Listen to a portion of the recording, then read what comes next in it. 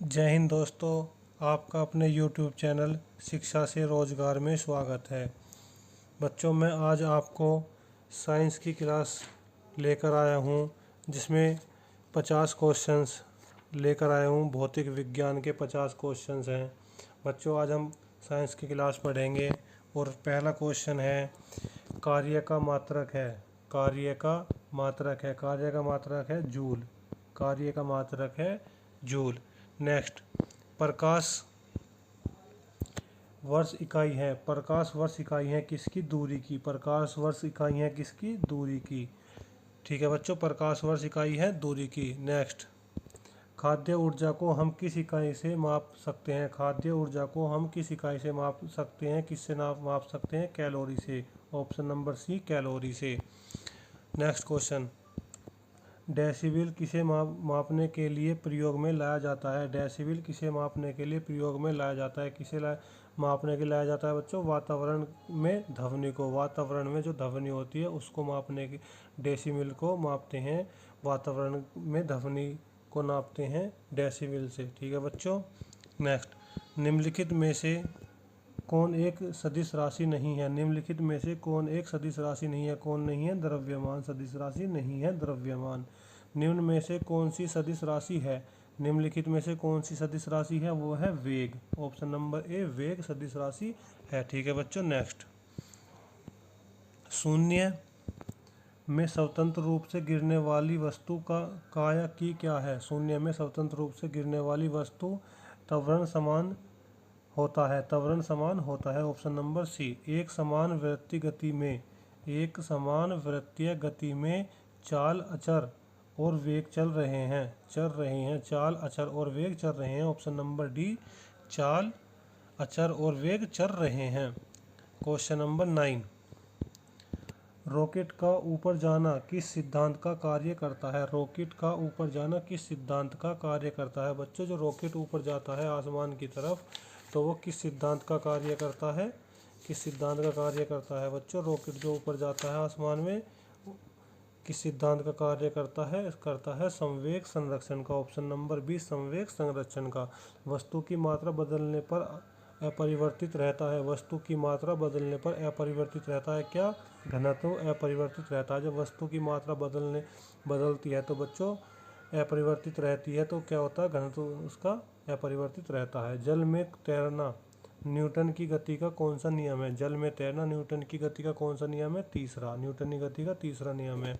Newton की गति का प्रथम नियम कहलाता है। न्यूटन की गति का प्रथम नियम क्या कहलाता है बच्चों? वो रहता है जड़त्व का नियम।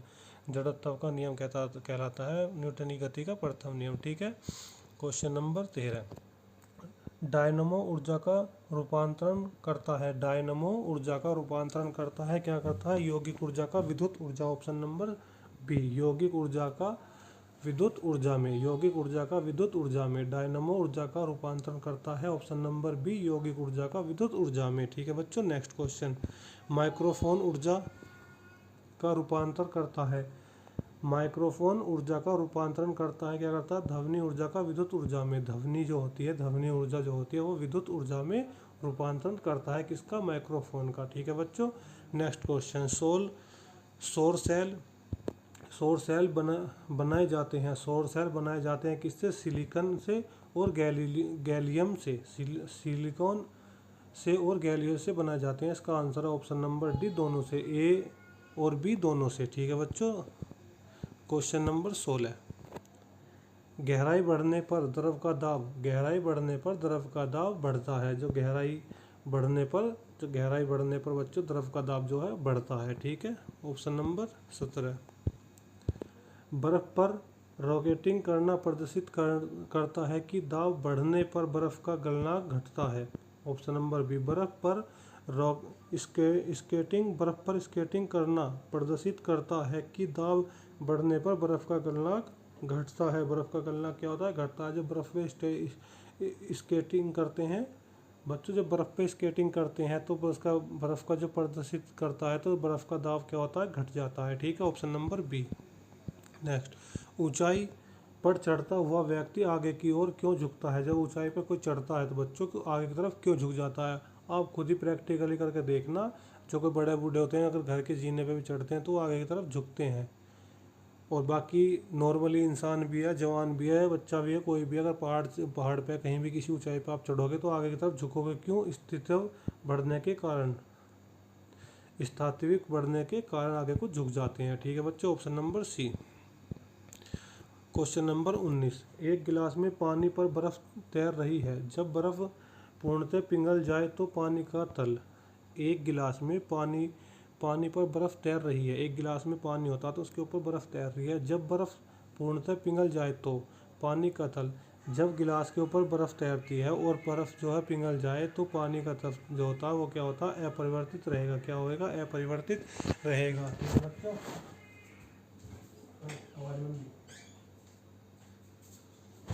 क्या रहेगा बच्चों? अपरिवर्तित रहेगा। ठीक है। और क्वेश्चन नंबर 20, एक प्रकाश वर्ष बराबर होता है, एक प्रकाश वर्ष बराबर होता है किसके होता है? 9.46 गुना 10 की पावर 15 मीटर, 9.46 गुना 10 की पावर 12 सॉरी 9.46 गुना 12 मीटर। तो ए और बी दोनों, ए और बी दोनों। ठीक है बच्चों, पृथ्वी का तल, पृथ्वी के तल का पलायन वेग, पृथ्वी के तल का पलायन वेग होता है 11.2 मीटर प्रति सेकंड, 11.2 किलोमीटर प्रति सेकंड पृथ्वी के तल का पलायन वेग होता है 11.2 किलोमीटर प्रति सेकंड। क्वेश्चन नंबर 22, चाबी भरी घड़ी में कौन सी ऊर्जा होती है? चाबी भरी घड़ी में कौन सी ऊर्जा होती है बच्चों? घड़ी में चाबी भर देते हैं तो उसमें कौन सी ऊर्जा होती है? उसमें होती है स्थितिज ऊर्जा। Option number B. Question number 23, झूला झूलती कोई लड़की अगर खड़ी हो जाए तो दोलन का आवर्तकाल। कोई लड़की अगर झूला झूल रही है बच्चों और उस पर वो खड़ी हो जाए तो उसका दोलन का आवर्तन काल क्या होगा? कम हो जाएगा। क्या हो जाएगा? कम हो जाएगा। पानी का घनत्व अधिकतम होता है 4 डिग्री सेल्सियस, पानी का घनत्व अधिकतम होता है 4 degree Celsius. Option number C. वर्षा की बूंदें गोलाकार होती हैं, वर्षा की बूंदें गोलाकार होती हैं, क्यों होती है? क्योंकि सतही तनाव के कारण, सतही तनाव के कारण। ऑप्शन नंबर ए, सतही तनाव के कारण। क्वेश्चन नंबर 26, ध्वनि तरंगों की प्रकृति होती है, ध्वनि तरंगों की प्रकृति होती है क्या होती है? अनुदैर्घ्य होती है। Option number B. ध्वनि तरंगों की प्रकृति क्या होती है बच्चों? अनुदैर्घ्य होती है। Option number B. निकट आती किसी रेलगाड़ी की सीटी की आवृत्ति, निकट आती रेलगाड़ी की सीटी की आवृत्ति या तीक्ष्णता बढ़ती जाती है, ऐसा किस कारण से होता है? निकट आती किसी रेलगाड़ी की सीटी की आवृत्ति या तीक्ष्णता बढ़ती जाती है, ऐसा क्यों होता है बच्चों?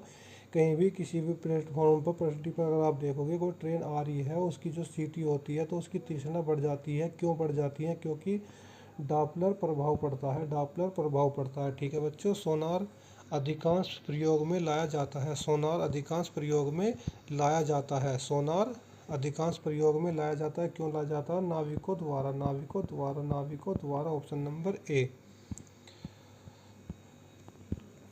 क्वेश्चन नंबर 29, ध्वनि तरंगे किसके कारण प्रतिध्वनि उत्पन्न करती है? ध्वनि तरंगे किसके कारण प्रतिध्वनि उत्पन्न करती है? किसके कारण करती है बच्चों? आवर्तन के कारण करती है, आवर्तन के कारण। Option number A. Question number 30, radio का समस्वरण स्टेशन उदाहरण है, रेडियो का समस्वरण स्टेशन उदाहरण है काय का? अनुनाद का, अनुनाद। ऑप्शन नंबर डी, अनुनाद। रडार की कार्यप्रणाली निम्न में से किस सिद्धांत पर आधारित है? रडार की कार्यप्रणाली निम्न में से किस सिद्धांत पर आधारित है? किस सिद्धांत पर आधारित है बच्चों? रेडियो तरंगों का अपरावर्तन, रेडियो तरंगों का परावर्तन पर आधारित है। नेक्स्ट क्वेश्चन, ध्वनि की चाल अधिकतम होती है, ध्वनि की चाल अधिकतम होती है ठोस में, ध्वनि सबसे ज़्यादा किस में होती है? ठोस में। किस में? ठोस में। वायु में ध्वनि का वेग होता है ताप के घटने से घटता है, वायु में ध्वनि का वेग ताप के, ऑप्शन नंबर बी, ताप के घटने से घटता है। ठीक है बच्चों, नेक्स्ट क्वेश्चन है, स्त्रियों की आवाज़ पुरुषों की आवाज़ से किस कारण से पतली होती है? स्त्रियों की जो आवाज़ होती है बच्चों पुरुषों की आवाज़ के किस कारण से पतली होती है? स्त्रियों की आवाज़ देख पुरुषों की आवाज़ से पतली होती है। वो क्यों होती है? क्योंकि स्त्रियों की ध्वनि का त्वरण अधिक होता है। स्त्रियों की ध्वनि का त्वरण क्या होता है? अधिक होता है। ऑप्शन नंबर ए, स्त्रियों की ध्वनि का त्वरण अधिक होता है। ठीक है बच्चों। Question number 35। श्रव्य परिसर में ध्वनि तरंगों की आवृत्ति क्या होती है? श्रव्य परिसर में ध्वनि तरंगों की आवृत्ति क्या होती है बच्चों? ऑप्शन नंबर एक, 20 Hz से 20,000 Hz तक, 20 Hz से 20,000 Hz तक। ठीक है बच्चों। आवृत्ति का मात्रक क्या होता है? हर्ट्ज। ठीक है बच्चों। Option number D, hertz. वायु में ध्वनि की चाल क्या है? 332 मीटर प्रति सेकंड वायु में ध्वनि की चाल होती है बच्चों, 332 मीटर प्रति सेकंड। ठीक है बच्चों। मानव शरीर का तापमान 98.6 डिग्री एफ होता है सेल्सियस स्केल पर। यह कितना होगा? मानव शरीर का तापमान जो होता है बच्चों 98.6 डिग्री एफ होता है, तो सेल्सियस स्केल पर यह कितना होगा? 37 डिग्री सेल्सियस, 37 डिग्री सेल्सियस। ठीक है बच्चों। सी का मतलब है सेल्सियस। किस किस तापमान पर सेल्सियस और फ़ारेनहाइट तापमापियों के मान एक समान होंगे? किस तापमान पर सेल्सियस और फ़ारेनहाइट तापमापियों के मान एक समान होगा? किस पे? -40 डिग्री, -40 डिग्री पर, -40 डिग्री पर। ठीक है बच्चों। नेक्स्ट 40वां क्वेश्चन।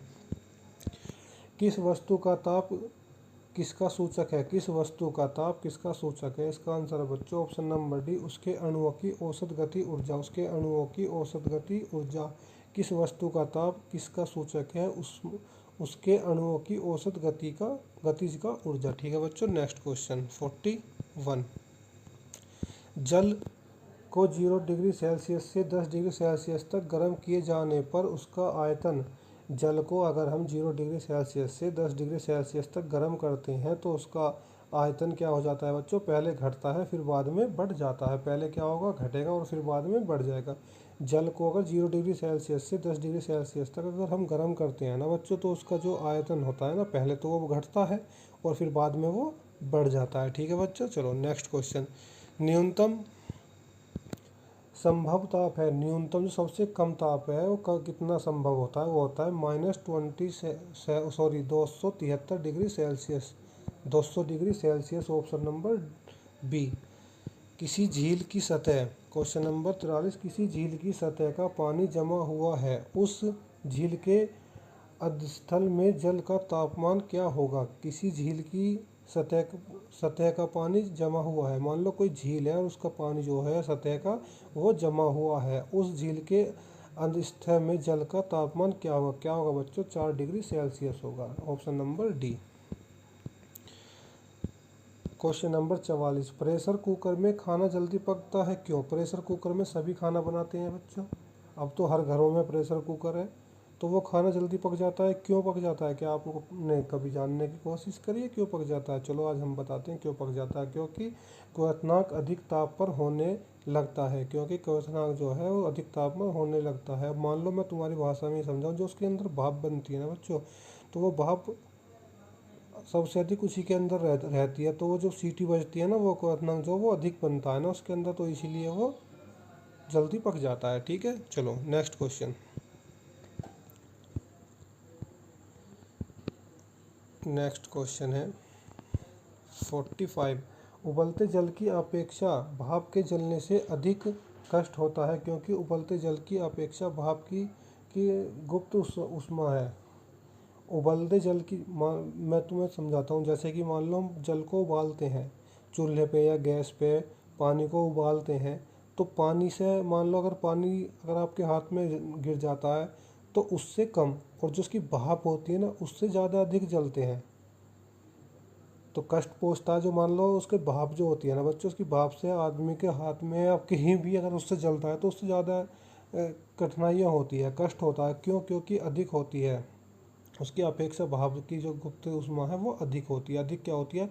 जैसे मान लो मैं तुम्हें समझाता हूँ, हाथ में जैसे मान लो छोटे छोटे छिद्र होते हैं हमारे शरीर में, जहाँ बाल होते हैं ये, तो उन बालों के छिद्र, जो बालों की जगह होते हैं, छिद्र होते हैं, तो उनके द्वारा जो है जो भाप है ना हमारे शरीर के अंदर तक पहुंच जाती है। इसलिए हमारे जो शरीर में या हमारे हाथ पाँव में जहाँ भी जो ये कष्ट होता है ना, वो इसी वजह से होता है। तो उसकी भाप अंदर तक पहुंच जाती है और पानी जो है वो अंदर तक नहीं पहुंच पाता है। तो इसलिए पानी से कम कष्ट होता है, या मान लो कम जलता है, और उससे भाप से ज़्यादा जल जाता है। ठीक है, ऑप्शन नंबर बी अधिक होता है। क्या होता है, उसकी अपेक्षा भाप जो है, भाप की जो उस गुप्त ऊष्मा है ना वो ज़्यादा होती है। ठीक है, चलो नेक्स्ट। निम्नलिखित में से किसी विशिष्ट ऊष्मा सबसे अधिक होती है। निम्नलिखित में से किसकी विशिष्ट ऊष्मा सबसे अधिक होती है? पानी की। ऊष्मा किसकी अधिक होती है? पानी की। ठीक है बच्चों, नेक्स्ट क्वेश्चन। ठोस कपूर से कपूर के वाष्प बनने की प्रक्रिया। ठोस कपूर से कपूर के वाष्प बनने की प्रक्रिया क्या होती है? ऊर्ध्वापातन होती है। ऊर्ध्वापातन होती है। Option number A. Question number 48। Thermos flask में ऊष्मा का क्षय रोका जा सकता है। क्षय रोका जाता है, किसमें रोका जाता है? उपयुक्त सभी। मान लो संवहन से, विकिरण से, चाल से, उपयुक्त सभी तीनों से रोका जा सकता है। ठीक है, क्वेश्चन नंबर 49। निम्नलिखित द्रव्यों में कौन सा ऊष्मा का बहुत अच्छा चालक है? निम्नलिखित द्रव्यों में से कौन सा ऊष्मा का बहुत अच्छा चालक है? क्या है? पारा। ऑप्शन नंबर ए पारा। ऑप्शन नंबर ए पारा। अच्छे उत्सर्जक, अच्छे अवशोषक होते हैं, यह नियम है। अच्छे उत्सर्जक और अच्छे अवशोषक होते हैं, यह नियम है किसका? किरचॉफ का। किसका है? किरचॉफ का। किरचॉफ का। ऑप्शन नंबर डी किरचॉफ का। ठीक है बच्चों, अगर आप लोगों को वीडियो थोड़ी बहुत भी अच्छी लगी हो तो प्लीज़ वीडियो को लाइक करें, कमेंट करें और चैनल को सब्सक्राइब करें और वीडियो को शेयर करें, बेल आइकन को ऑन करें। बच्चों, आपको रोज़ ऐसे ही क्वेश्चन देखने को मिलेंगे, महत्वपूर्ण क्वेश्चन है, और आपको हमेशा ऐसे ही क्वेश्चन दिए जाएंगे। आप टेंशन न लें, साइंस के पूरे क्वेश्चन कराए जाएंगे। जय हिंद, जय भारत। यहीं पर आपकी क्लास समाप्त होती है। वंदे मातरम। जय हिंद।